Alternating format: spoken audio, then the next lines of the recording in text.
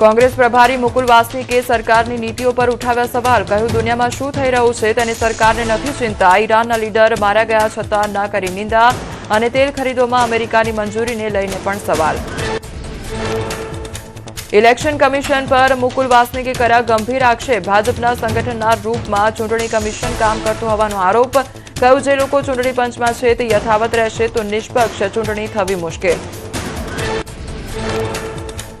Dantiwada dam અને સીપુ ડેમને link કરવાની યોજનાને રાજ્ય સરકારે આપી મંજૂરી. તો યોજના માટે સરકારે 119 કરોડ ફાળવ્યા.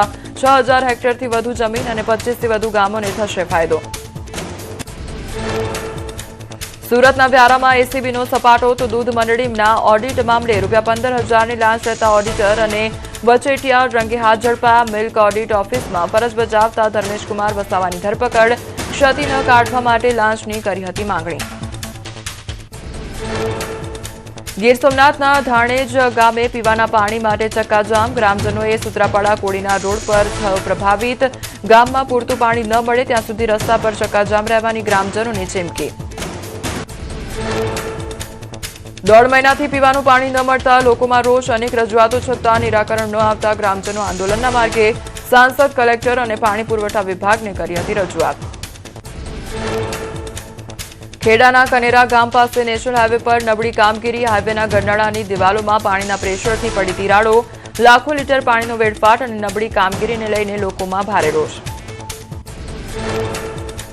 બનાસકાંઠાની પાલનપુર નગરપાલિકાની છેલ્લી સામાન્ય સભામાં ભારે હોબાળો. સત્તાપક્ષે બહુમતીના જોરે વિવિધ કામોને મંજૂરી આપી. વિપક્ષે ભ્રષ્ટાચારના ગંભીર આક્ષેપ લગાવ્યા. વિપક્ષે નકલી નોટો ઉછાળી નોંધાવ્યો વિરોધ.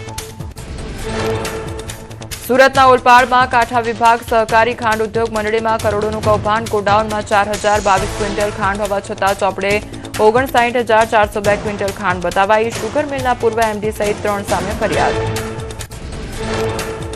મોરબીના કન્યા છાત્રાલય રોડ પર આવેલા પાર્થ પ્લાઝા શોપિંગ ઇમારતમાં મનપાની કાર્યવાહી. ફાયર સેફટીના અભાવે બીજો અને ત્રીજો માળ કરાયો સીલ. અનેક નોટિસો છતાં ફાયર સેફટી સિસ્ટમ ન લગાવતા કરાઈ કાર્યવાહી. હિમાચલમાં બદલાશે મિજાજ. આવતીકાલથી મેદાની વિસ્તારોમાં વરસાદ અને પહાડોમાં હિમવર્ષાની કરાઈ આગાહી. તાપમાનમાં ઘટાડો થતા ઠંડક પ્રસરશે.